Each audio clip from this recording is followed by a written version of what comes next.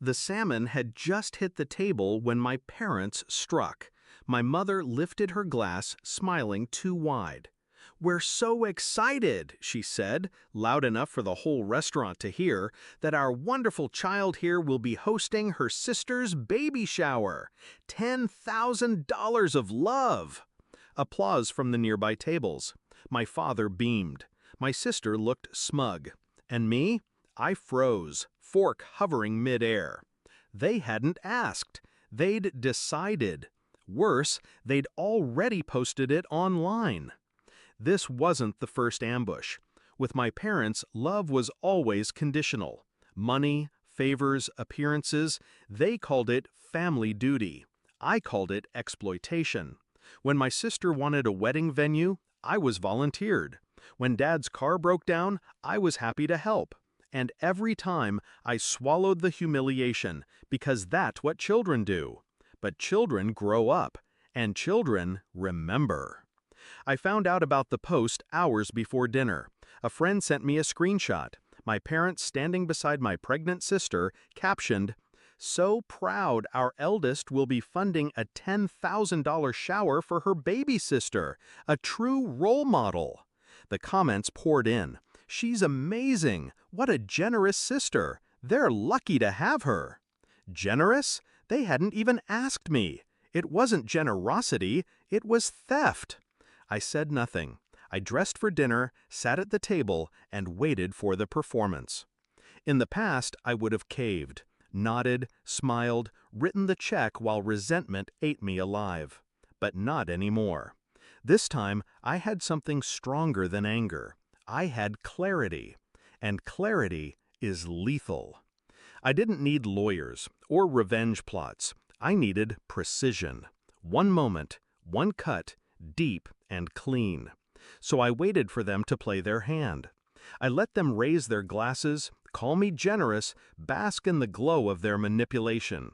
And when the waiter set down the salmon, glistening and perfect, I leaned back in my chair and made my move.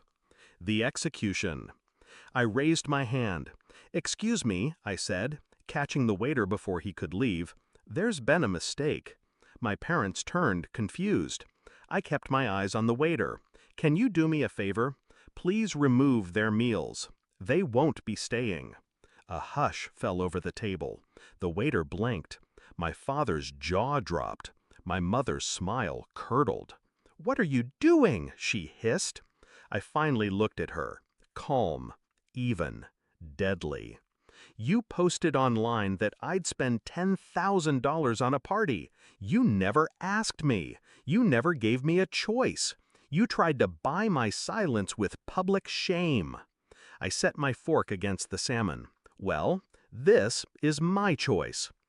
The waiter shifted nervously, but I nodded at him. "Take their plates. Leave mine." He obeyed. 3 dishes vanished from the table. Only my salmon remained. My sister sputtered, "You can't be serious!" I cut into the fish, slow and deliberate. Dead serious. My father's face went red. "This is family!" I chewed, swallowed, and leaned forward. "No, this is extortion, and I'm done playing along." They stared at me like they didn't recognize the person in front of them. They didn't, because the child they abandoned to their selfishness was gone, and the adult who replaced her wasn't afraid to cut them out. The restaurant buzzed with whispers. My parents, humiliated, scrambled to collect their things.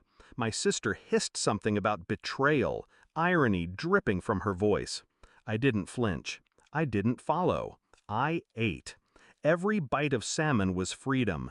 Every scrape of my fork was revenge. When the check came, I paid only for myself. And I tipped well, for the waiter who carried out my sentence. They ambushed me at dinner, thinking I'd fold. They thought the weight of family guilt, of public pressure, would trap me like it always had. But they miscalculated. I no longer feared their disapproval. I no longer needed their love.